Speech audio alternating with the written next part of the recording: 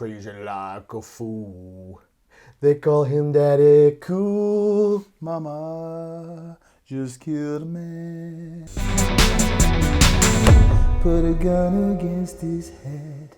Pull my trigger, now he's dead. I'm Chris Davis. This is Gareth Davis. And today we're talking about the best bloody parents in film and TV history. Why? Well, do you want me to tell you why? Yes, please. Because the new Home Alone is out on Disney+. Are you familiar with my work? Home Sweet Home Alone. I've seen it. Have you seen it? No. And I'm not going to go, I don't want to watch it. I'm waiting until Christmas. It's the most wonderful time of the year. Okay, well, I got in there early because I'm in the Christmas spirit right now. I don't give a crap that it's only late November. I'm getting into it this year because didn't have it last year, so I'm having it this year. I'm having it big time. Man's crazy. Loco. Anyway, Home Sweet Home Alone's quite good. So we thought one of the main themes in Home Alone is obviously parental, what would you call it, neglect. So, Kevin's parents just leave him on his own twice. So we thought we'd talk about the best parents in Flip it on his head, innit? film and TV, because they're not, are they? No, scatterbrains. Scatterbrains. So go on then, Gav. Start us off. Who are we going to talk about first? Well, I'm going to take you back to 1983, yeah? Keighley Victoria Hall, Yorkshire. The BWF, British Wrestling Federation, Giant Haystacks versus Shirley Crabtree, a.k.a. Big Daddy. The film. The wrestling. I was on about the film, mate. I said to you, the film Big Daddy. Adam Sandler. Big Daddy, the film. Have you not seen it? I have no idea what you're talking about. We're pulling your leg, of course. But Big Daddy, one of Adam Sandler's best films, in my opinion, has got a great father figure in it. Sonny Koufax, played by Adam Sandler himself. Now, the story goes, basically, Sonny is he was going to be a lawyer. His dad's a lawyer, but he just works at a car park booth because he can't be bothered doing the bar exam or whatever. He's in his apartment when there's a knock at the door, and it's social services with a kid called Julian. And they say, this kid is, are you Kevin Garrity? That's his friend's name. And he's like, yeah.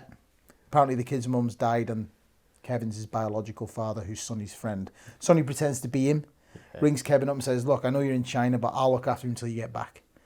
Hilarity ensues then. Big time. So, for me, he's, even though, like I say, he's not the dad, he's a really, really good father figure because, and I take a bit of inspiration from this, let your kids muck about a bit. He's a big kid himself, isn't he? I think that's where it comes from, yeah. Let them do stupid shit. It's fine, isn't it? Let them do the gob thing. And they try and suck it back up. We've tried that loads of times and it just ends up with loads of spit on the floor, but it's worth a go. Yeah. The only thing I haven't done is I don't let him pee on public doors and stuff like that. Because there's that really good scene in Big Daddy where he lets Julian take a slash on the door next to the restaurant because they won't let him use the bog. So, But what do you think of Sonny Koufax? Yeah, no, I do. I'm not the massive Adam Sandler fan, but I do find this quite good because of the kid who, I think there were two of them, weren't there? Two twins? Yeah. Dylan and Cole Sprouse. Yeah. Who are now, well, I think Dylan is the one, is he? Or is it Cole? I think it's Cole who's acting in... Could be Cole, yeah. A few things, I can't remember what they call him. So. He's like one of these transformed into like a ripped young man now. Handsome fella now, isn't he? Yeah, but they were twins, and they're really good in it. They're funny, aren't they? Just their natural exuberance of youth, I think, is fantastic. Yeah. I love it when he's like, Julian, I don't really like that name. It's like, oh, so what do you want to be called then? It's like, Frankenstein. So I went to my girls. I was like, well, if I was doing that, what would you want to be called? So one of them said Rosita, strangely. And the other one said, Simi Sisson, whatever that means. And I said, sorry, what? That's what I said 3 times. And I went, yeah, Simi Sisson. Is that French? I don't know. Does it mean anything? I don't know, no idea. But you like to say, what I like about Sonny is he lets Julian do pretty much what he wants. Like I let my lad pick his clothes if he wants to wear them, whatever he wants to. I got some great pictures. I'll show you in a minute of him wearing like some weird fox slippers, a tie around his head. Why not? Yeah. They're kids, and kids should stay kids for as long as possible. Yeah. And I guess we're big kids, aren't we? So I think that's why Sonny Koufax appeals to us. So that's Sonny Koufax on the list. He's nailed. Next one, Gaz. Can I come in with the next one? Go on. Now, when I think of parents in film, I mean, mostly we're talking about dads here as well, aren't we? Yeah. Which is natural because we're dads, right? Yeah. So, we're not trying to, leave the girls out, of course, but we sort of gravitate towards the dad characters, don't we? And the main one for me, or one of the main ones, and when I was growing up as a kid watching this program, I always sort of looked at him as kind of the quintessential dad. It's Jack Arnold from The Wonder Years. Yeah. One of the best, isn't he? Blue collar, loves his family, solid and stern, but, he has moments of softness. But as we walked back to my father's office, I suddenly realized something that made a lot of things make sense. My dad was too good for this place. Sure, it was a good job, and we were all lucky he had it and all that. But my dad had something finer in him than S14s and distribution reports. I'll never forget how I felt at that moment. I felt that my father was a great man. I mean, I love The Wonder Years, but I've not seen it for such a long time. It's one of the best programs ever made. I need to get back into it. But I always kind of, when you first said it, I was like, when I remember back, it was like, I'm sure he's just like really gruff and miserable all the time, isn't he? And then I was like, well, I better go and check because I don't want to counter-arguing you. But I was like, oh yeah, I can see exactly where you're coming from. Yeah. He is a bit grizzly, isn't he? And a bit like classic 60s dad. He is, and that's what makes him so good, isn't it? Yeah, there's like you say, those touches of fondness and the softness comes out and gives Kevin some good advice, doesn't he? Yeah, and he's very of the time, Jack Arnold. Like Gaz says, he is gruff. He is extremely strict sometimes. The kind of running joke was when he comes home and Kevin's mum's like, hi dear, or whatever, and he's always like, ugh, walks in with his tie, like as he's taking his tie off. He's proper kind of, the archetypal working dad, isn't he? Yeah. And what I love about him is, like you say, the soft moments. There's an episode, I can't remember what series it's in, where Kevin's kind of got almost like an infatuation with one of the kids on the basketball team, one of the guys, and he sort of becomes his hero. And Jack is talking to him in a diner afterwards, and he says, Kev, it's hard to be a hero. I'm sorry we can't all be like you. And then that man, Mr. Pencil Stubs and Alka-Seltzer, Mr. Pay the Bills and Go to Work, said something I'll never forget. Let me tell you something, Kev. It's not easy being a hero. And Kevin doesn't really immediately get it, but what he's talking about is he's being a dad. He's like saying it's hard to put food on the table because Kevin doesn't realise all that his dad does. Because like you say, when you do watch it and you think about watching it as a kid, a lot of the time you are sort of almost scared of Jack. Yeah. Because like, God, he's strict, and you do think, oh, God, he seems dead grumpy. But when you watch it as a dad, you get a completely different perspective on it. You watch it from his perspective and you realise kind of every day he's out there grafting, he's giving solid advice. Yeah, it comes across as strict sometimes, but he's putting the food on the table for the family, and that's what kind of a dad does, isn't it? You know what I mean? Yeah. In those days. Well, kind of then you fast forward, don't you, 30 years to the early 90s, and Jim's dad in American Pie. Oh. And I think, isn't that his character's name? Jim's dad or something? I don't even know what his real name is in that. Yeah. And it's just that kind of classic awkwardness. And I mean, our kids are still young, but there'll be a point when they're trying to ask for advice. I mean, I got girls, so hopefully they'll go to their mum and ask for that. Where you got to sort your lad out. And it's just like, right, let's talk about the birds and the bees. And which Jim's dad tries to do by showing him some porno mags, isn't he? Well, this is the female form, and they have focused on the breasts, which are used primarily to feed young infants, and also in foreplay. Right. Then he shows him Hustler. He's like, this is Hustler, a bit more exotic, where they're showing the pubic region and all this kind of thing. And he's so awkward. But what I love about Jim's dad, he's ride or die, isn't he? Yeah, big time, yeah. He'd do anything for Jim, and I love that about him. He's such a sweet dad. Yes, he's awkward. Yes, they get into sort of, hilarious japes and whatnot together, but he is as good as gold, isn't he? And when he catches Jim on the apple pie, as it were, it's like, what? Are we going to sort this out? He's like, I'll cover for you here. That's what I mean. If it's falling on the floor or whatever.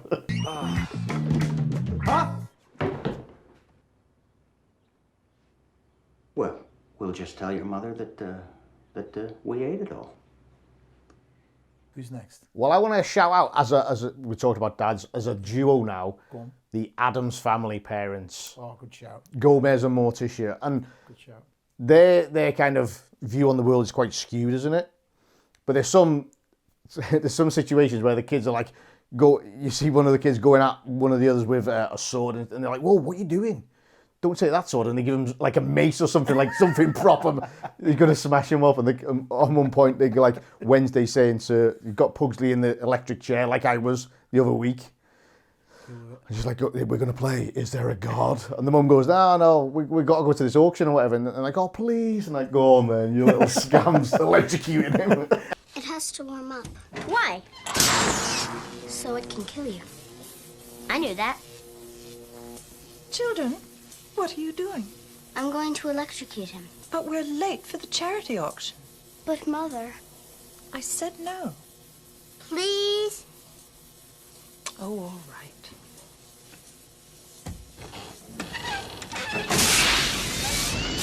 So we talked about there's a lot of comedy in there. Are there any ones that pull on your heartstrings, Chris? I know you're a sensitive guy. I am a sensitive guy, yeah. There's quite a number that pull on my heartstrings. You surprise me.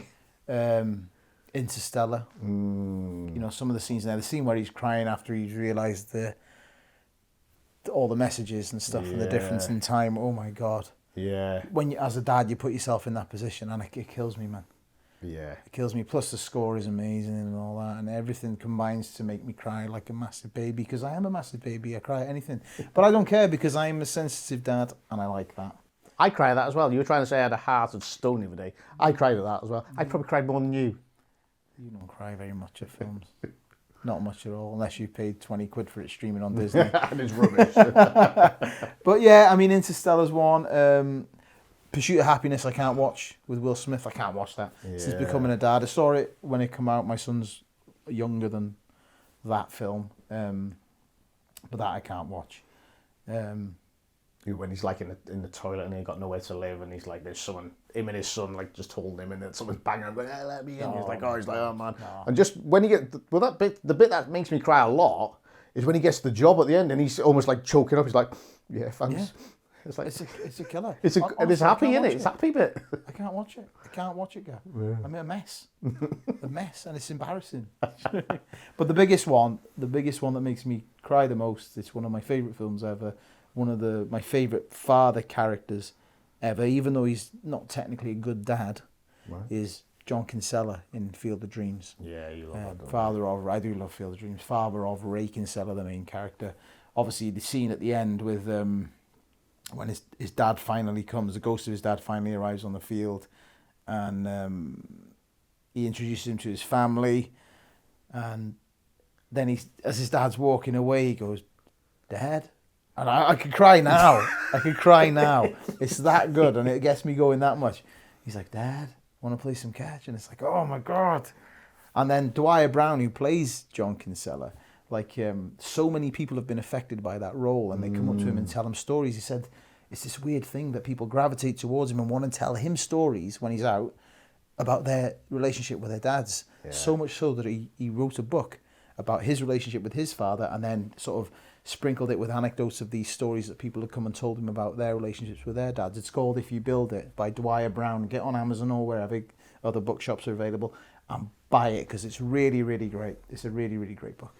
Yeah, fantastic. So that one, John Kinsella, he's my favourite. Well, before you cry, and this is just a whistle-stop tour of parents, and we concentrated on dads, but if there's any great mum figures out there in film and TV, please let us know if we missed some, which we will have, because this is so short, but there's loads and loads out there. Please let us know in the comments below. And now it's time for something kind of different. Okay, so for this episode, I've done some crude photoshopping. Okay. So we're talking about parents. So I was wondering, if we got 2 stars of a film and they got it on, what would their kids look like?